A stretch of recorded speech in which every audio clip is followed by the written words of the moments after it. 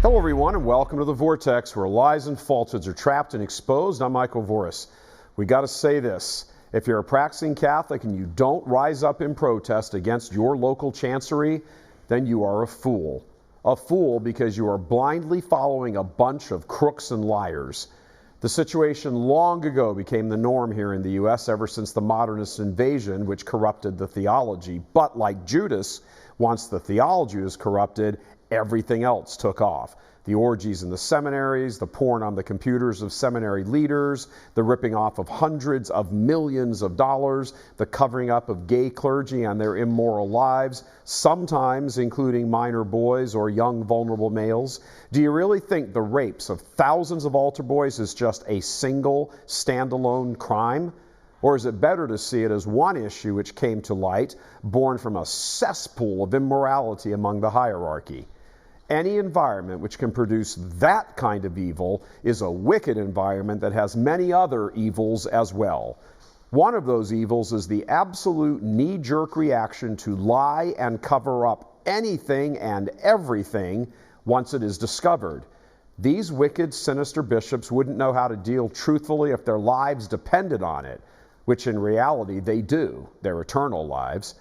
Case in point, the complete whitewash that occurred here in Detroit last week after Church Militant aired a secret video of the Archdiocesan music director admitting that he's not only gay, but he lives with his gay partner and has for 15 years. That man, Joe Balistreri, is close to Archbishop Alan Vigneron, who, once some sordid details started coming out a couple of months ago, sent his senior clergy to go lie to people and cover it all up. Those people, Monsignor Michael Bugarin and Auxiliary Bishop Gerard Battersby, who lie about Church Militants reporting at every turn, all of a sudden got caught in their lie, a lie sanctioned by Vigneron himself. Once the Church Militant undercover video aired, then it was major damage control time. Vigneron called in the attorneys, Balistreri and Human Resource, and as in all of them, the lies and the spin and the whitewashing all began in earnest.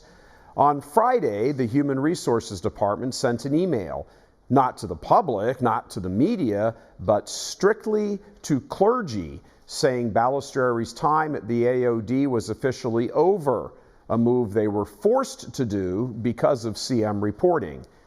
But take a close look at their statement. It's tricky, deceptive wording. Quote, Joe Balistreri has separated from his positions as the Archdiocesan Director of Music Ministries and as Director of Music at the Cathedral of the Most Blessed Sacrament. The separation was effective Wednesday, February 17th, 2021.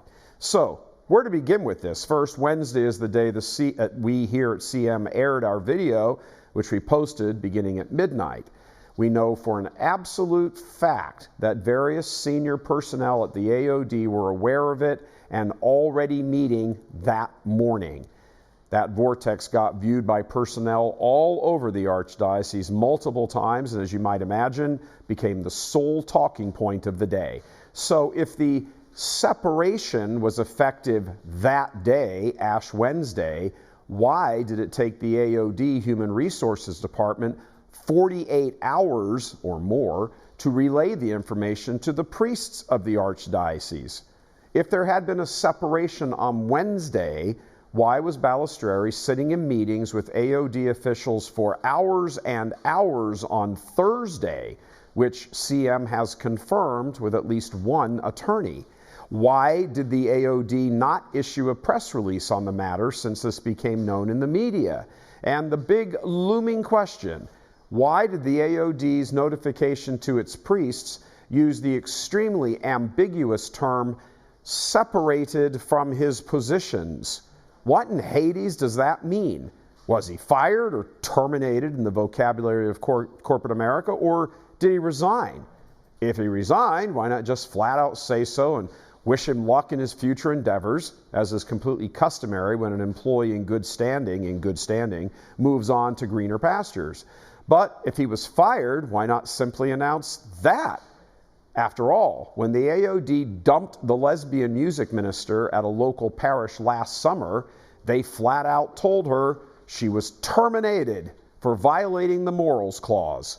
Well, Balistreri was also in violation of the morals clause, so why didn't his announcement simply say he was terminated instead of the wildly ubiquitous phrase, separated from his positions?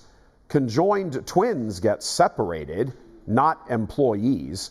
But allow us to propose something to you. If the public announcement says separated, that is typical corporate speak for covering up a payoff. The disgraced employee is too great a liability to keep on board, so senior management decides he has to go. However, the employee knows something, usually dirt, and a lot of it, and the employer knows that the employee knows. So they can't out and out fire him because he threatens to sue and go to the media.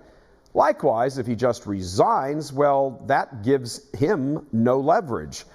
So a whitewash term is used, separated, which means absolutely nothing, but does allow a non-disclosure agreement to be entered into.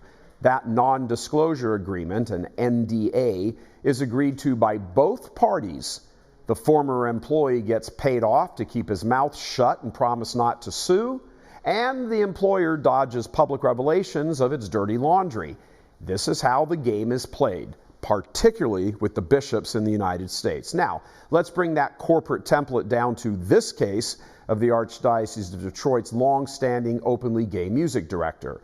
The word separated is the linchpin here, not to mention the nearly day-long meeting with attorneys the day after he was separated from his positions.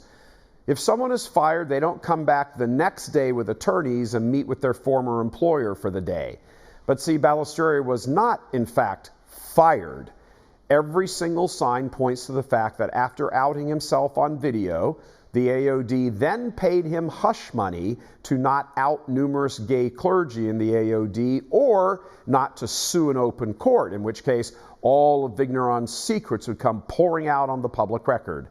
So, was there an NDA, Archbishop? How much of faithful Catholics' money did you have to pay him to keep his mouth shut? How much did you pay your attorneys, again with money from the collection basket, to participate in these foul deeds?